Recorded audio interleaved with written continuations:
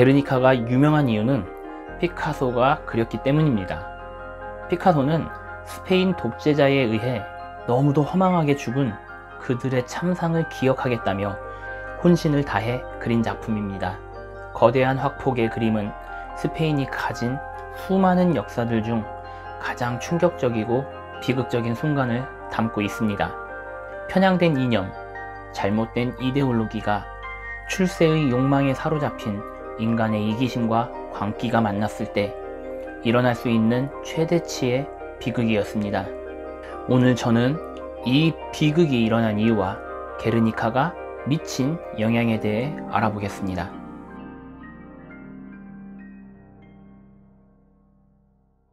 게르니카는 스페인 북쪽 파이스 바스코 지방의 작은 마을입니다. 그 날은 너무도 평화롭던 어느 장날이었습니다. 아마도 가족들이 한데 모여 식사를 하거나 어린아이는 부모의 손을 잡고 시장을 걷고 있었을 것입니다. 청명한 하늘이 시커멓게 변하더니 공간을 메우던 전투기들이 게르니카 주민들 머리 위로 지나갑니다. 어리둥절하게 바라보던 주민들에게 악마들이 선물한 건 무차별 폭격이었습니다.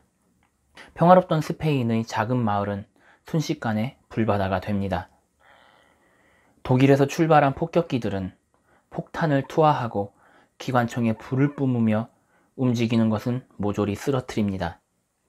당시 스페인은 프랑코 체제로서 사실상 파시스트, 즉 제국주의 국가였습니다. 그러니 스페인은 독일뿐만 아니라 이탈리아와도 같은 노선을 걷고 있다는 의미입니다. 그런데 왜 동맹국에 폭격을 가했을까요? 이유는 참으로 어이가 없었습니다.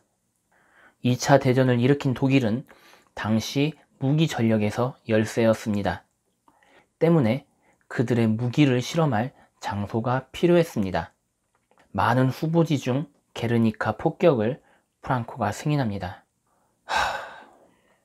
당시 스페인은 온갖 이데올로기가 한데 뭉쳐 들끓던 상태였습니다. 그 때문에 사회주의와 파시스트 간 내전을 치르고 있던 상태였습니다.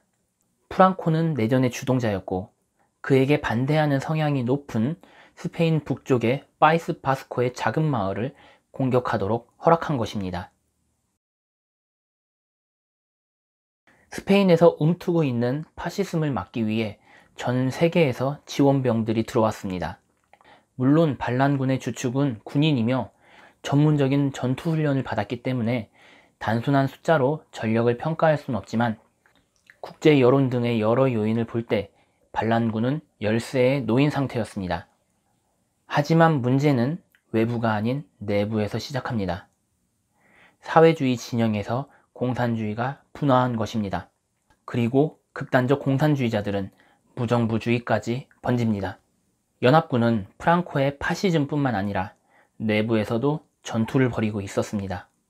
분열된 진영은 우왕좌왕했고 하나의 신념으로 뭉친 반란군에게 패배합니다. 이미 피카소는 세계에서 유명세를 얻고 있었습니다. 당시 파리에 있으면서 스페인 정부로부터 의뢰받은 작품을 박람회에 출품할 계획이었습니다.